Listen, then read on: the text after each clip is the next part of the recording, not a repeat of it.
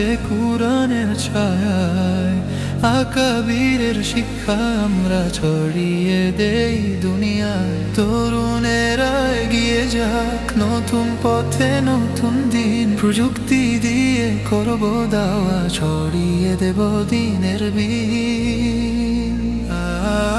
بالعلم نحيا بالقرآن نهتدي ইলমে বাঁচি আমরা কোরআনের পথ খুঁজি। مع التقنية نخدم أمة الإسلام প্রযুক্তি দিয়ে করব সেবা, কোরআন আমার